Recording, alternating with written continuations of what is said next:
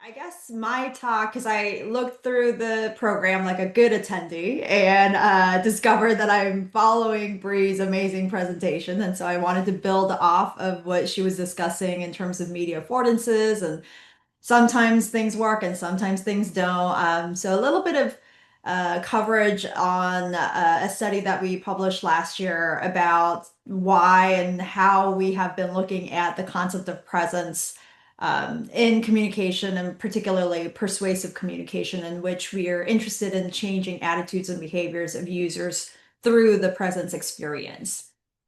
My name is Grace Ahn. I'm a professor at University of Georgia.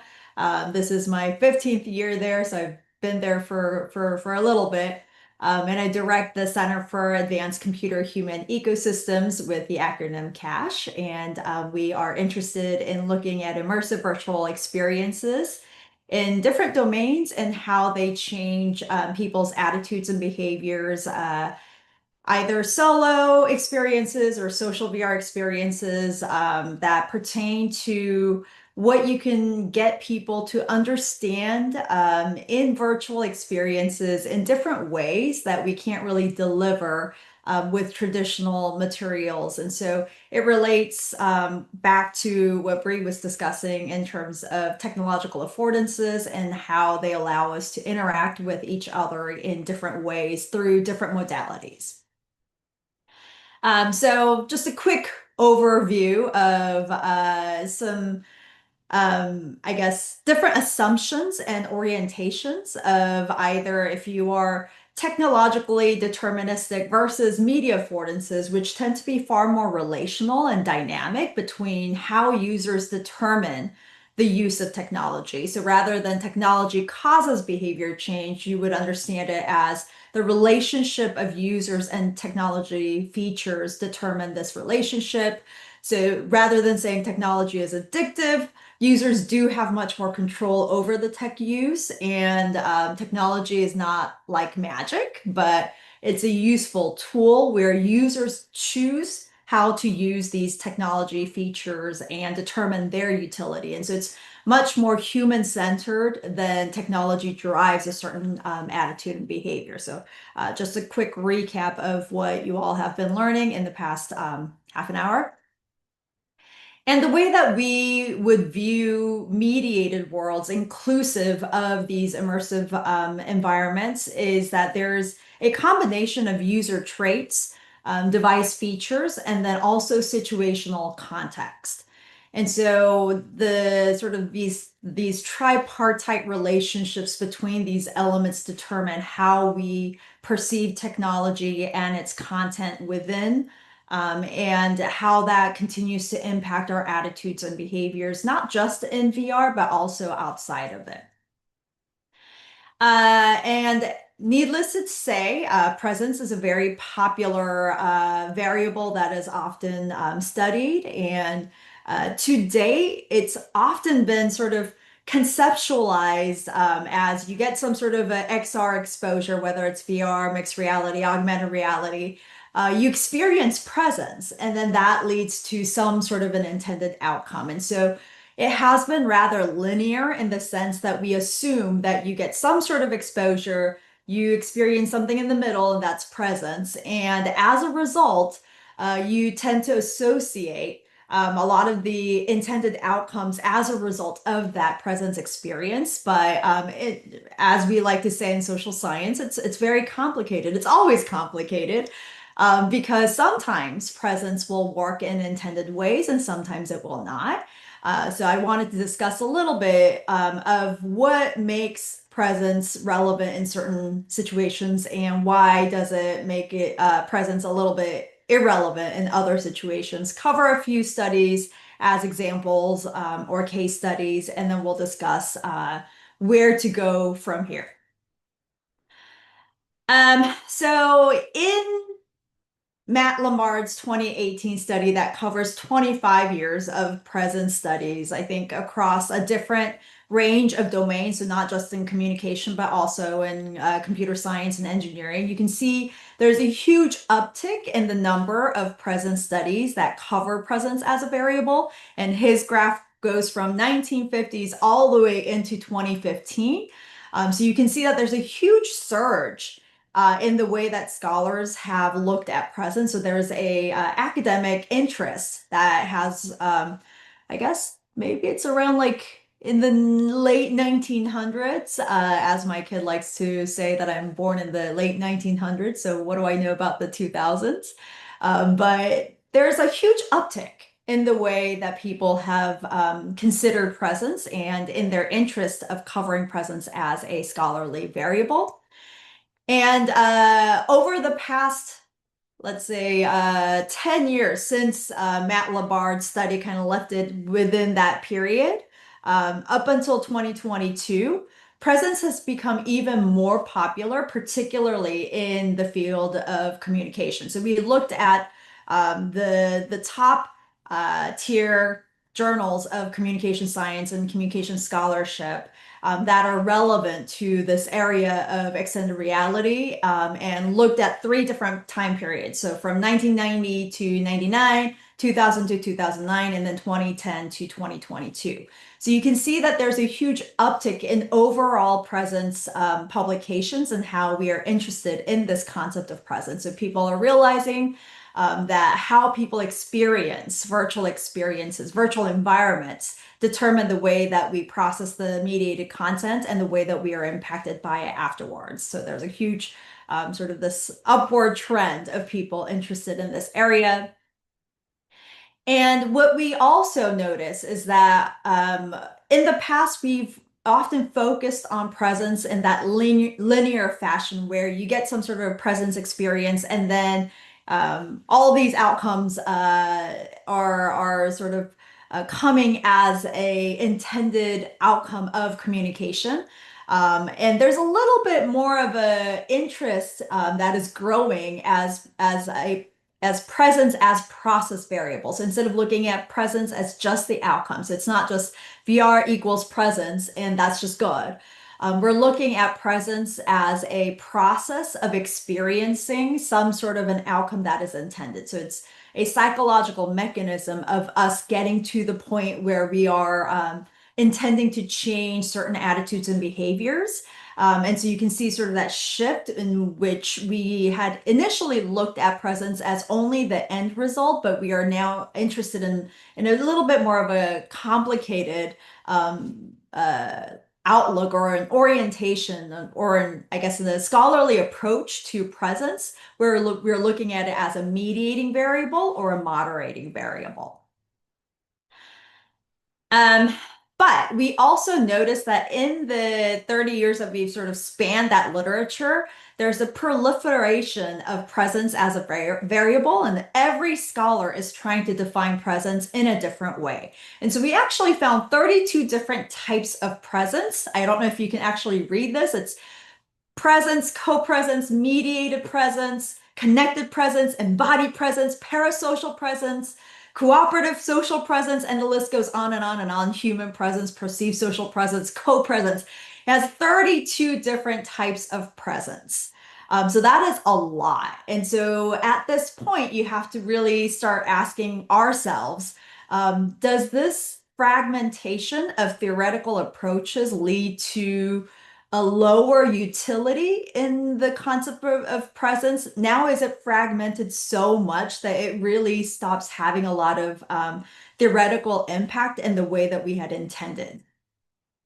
So here's a use case where sometimes presence is necessary. So one of our studies illustrates the effect of vaccines, and we take the user inside the body. And this particular situational context is next to impossible in the real world, where you travel inside someone's body to experience the impact of vaccines. And so in this particular case, where the situational context is not real, it's very fictional, then it makes sense for presence to play a role because unless you feel present, you're going to potentially not believe that it actually happened to you and so on and so forth. And so sometimes in this particular case, presence is necessary. Let me give you a quick recap of how the virtual experience went. I'm not going to show you the whole thing, but here's a quick video on it. After opting out of this year's flu vaccine, you are now infected with the flu, but but you haven't shown any symptoms yet. You are currently at a restaurant. To go inside, you can open the door by touching the doorknob in front of you. Unfortunately, you can begin spreading the flu before you even realize you've caught it. Influenza viruses can remain alive on some surfaces, such as doorknobs, for several hours, infecting anyone who comes in contact with them.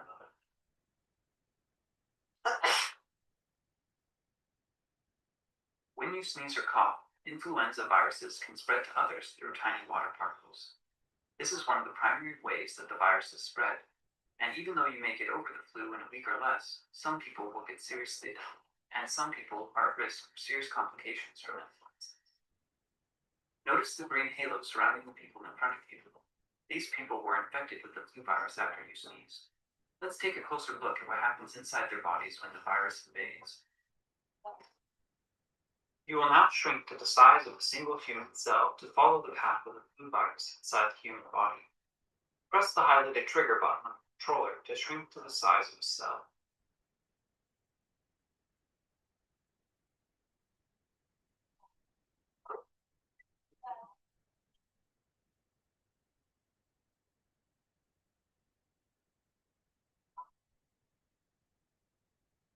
And then they go on to experience what happens with the flu virus and the antibodies from the vaccine inside the body.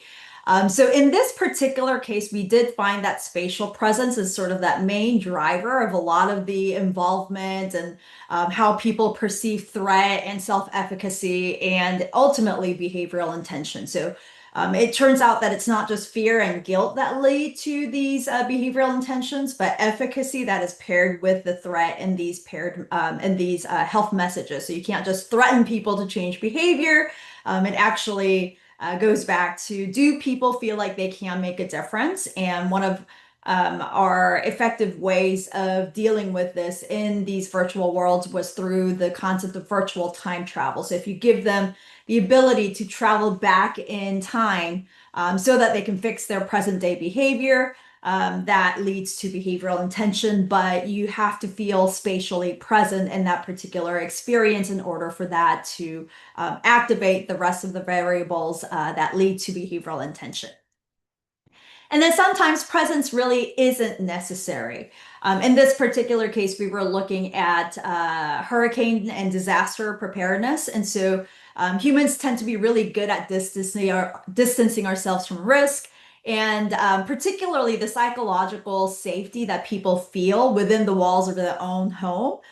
Tend to make it seem like they don't really need to evacuate, but the hurricane-induced storm surges, these are very rapid flooding events that happen as a result of these natural disasters. And they can lead to fatalities, yes, even inside the homes, because water doesn't really care where you are.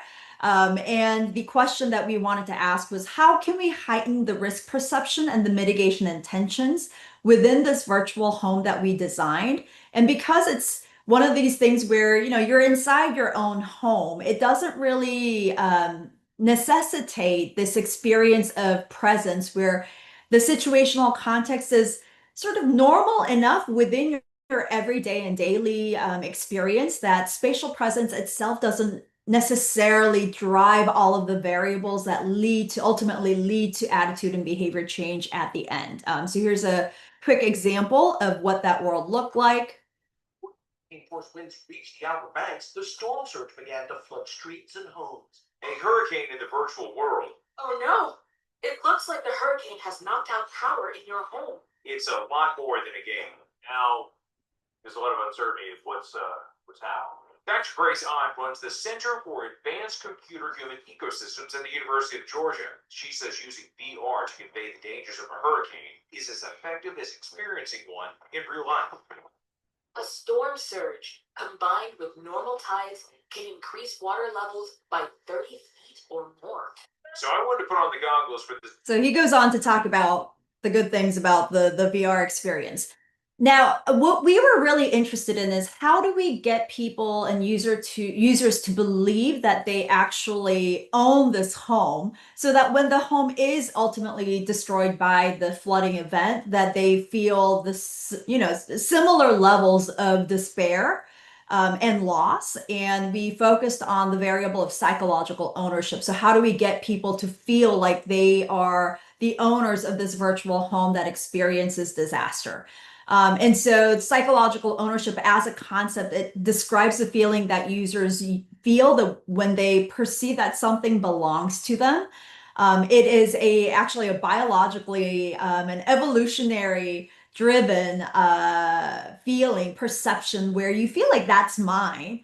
And we tend to be pretty territorial about our assets and our possessions. And two ways that lead to this perception of psychological ownership in VR are mainly control. So do we have control over the objects in our environment, and then self-investment? Do we feel like we have invested effort and time, and that leads to psychological ownership? And so in this particular study, we had participants divided into two groups. One group received a VR home that was pre-customized. So everything was preset, and then they experienced the virtual flooding. In another condition, the treatment condition, they sort of had the ability to set and customize their home. It's very similar to an IKEA app experience where they get to set the furniture, they can decorate, they're able to determine the color of the furniture. So you get the time to customize your own home. So we were able to put in the ability of control and self-investment that leads to psychological ownership. So we had about 67 participants in this study. And what we find is that psychological ownership is key to driving these perceptions of self-efficacy and then risk prevention intention. So when we ask people, do you want to engage in certain behaviors to mitigate future flooding or hurricane-related risks, they will say far, far higher intentions when there is psychological ownership of the virtual home that they are in. So it's not necessarily, we find that presence doesn't drive this. It's not just the threat of the hurricane, but it's this combination of psychological ownership leading to self-efficacy. They feel like they can do something to save this home, and then eventually that leads to risk prevention intentions. And so this perception of control and self-investment, the ability to customize it leads to psychological ownership, and that psychological ownership leads to self-efficacy and then risk prevention, not necessarily presence. Presence really didn't have any impact across both of these conditions. And then back in 2020, I don't know if you all participated in this, we did run a study during COVID where IEEE VR had to quickly pivot into a totally virtual conference. And here we had measured social presence. And so we learned that social presence is the highest in VR, surprise, surprise. We all know this, right? Versus any sort of 2D platform. So compared to PC, tablets, smartphones, whatever else platform that they use to join our social VR world, social presence was the highest in VR. But even when social presence is high, we would expect, well, because social presence is so high, everybody should be rushing for their VR headsets to join. But even the VR researchers like ourselves, when we know that social presence is the highest and we've experienced it, we all hate using VR headsets. And so what we tend to do is we realize that this is good. And once you're in there, it feels great. But VR conferences will still need to fight against this perception of, well, it's a hassle and the friction is too high. And so we would much more prefer to do this hybrid version of video conferencing when we know that VR elicits highest level of presence. So does presence really lead to behavior change all the time? As we go back to our very first slides of media affordances, even when users know that this is the best outcome and it leads to high presence, we still determine, depending on our goal of that communication interaction, to choose and select what we want to use. Even when I have a VR headset at home, but do I use it all the time? Not necessarily, even when I know that it leads to highest levels of presence. So in terms of next steps, in terms of building theory in communication science or elsewhere that's relevant, we have to keep in mind that presence is not necessarily the end goal. And we have to think about what are some of the more psychological and process related variables that relate to presence. And then overall, as a result of these relationships that are very dynamic between the user and the technological affordances, lead to the outcomes that we are after. We have to think about maybe avoiding fragmentation, further fragmentation, because we don't want to add to that long list of 32 different types of presence. Like, how many more types of presence do we need at this point? We also have to think about moving beyond simple modality comparisons. So there's still a lot of studies that look at VR versus non-VR, but we already know that VR leads to high levels of presence. But perhaps the more interesting and the more scholarly, interesting question is asking why it's effective. And so looking a little bit more deeply into the psychological mechanisms of the outcomes should be our future direction.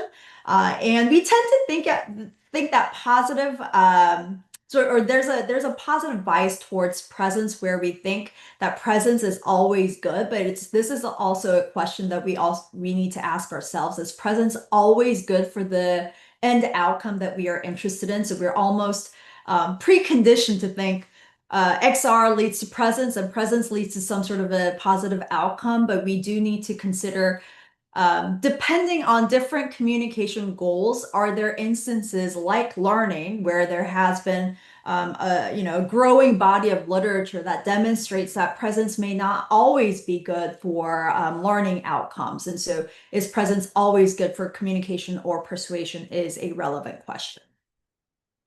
Um, in terms of the next decade or so, I would like all of us to really think about what is our grand theory of extended reality and user experiences? What is that overarching theme that moves beyond this initial idea of how does XR work? So we've spent the past 3 decades trying to figure out, well, how does VR work? How does AR work? And now we've really had this proliferation of this dimension of presence becoming a core fundamental idea, pushing the scholarly efforts forward. So we've really fostered this idea of presence. We've looked at different bits of it, different processes. And now we have to think about, well, in the next 10 to 20 years, the future utility of presence as a useful tool for research. And I would like to propose that the only way that we're going to move forward from this point on is to stop fragmenting this concept of presence and maybe move towards a larger overarching theory of extended reality that provides guidelines for how we approach presence research in the future. And that's it. Thank you. Thank you.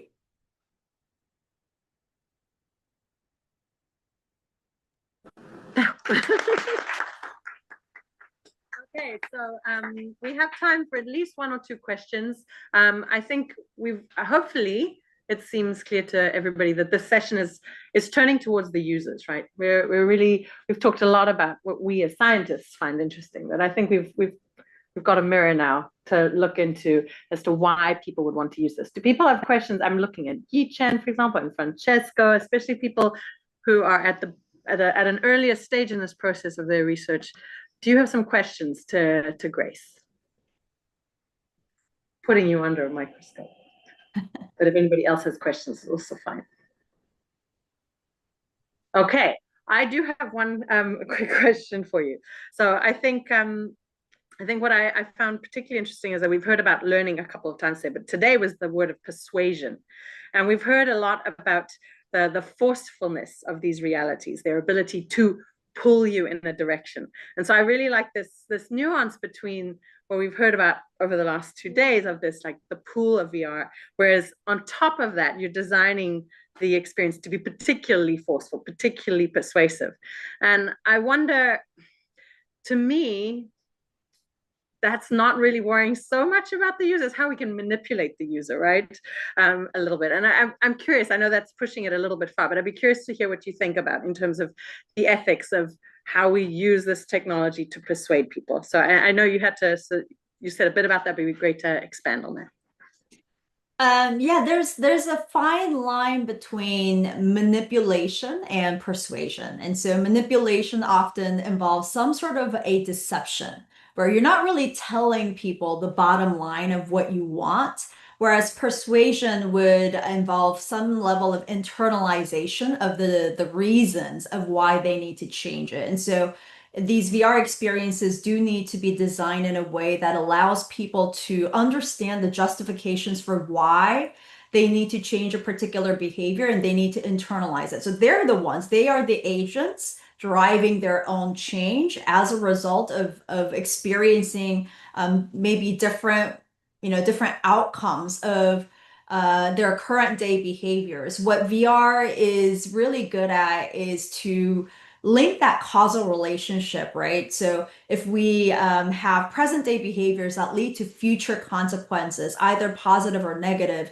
it's often really difficult for people to understand that temporal gap between present day and future outcomes. And VR allows us to accelerate using these affordances like virtual time travel to allow people to think about these causal relationship in a far concrete way um, than they would reading about it or imagining it or listening to other people.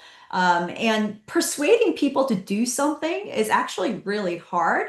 One of the biggest psychological barriers is psychological reactance, where once they feel like they've lost control over a certain situation, then they stop listening to you and they actually counter argue against you. And so you would think that the stronger the manipulation, the better it is for behavioral change, but that's not true because human beings are super complex animals and we're not just blindly following people.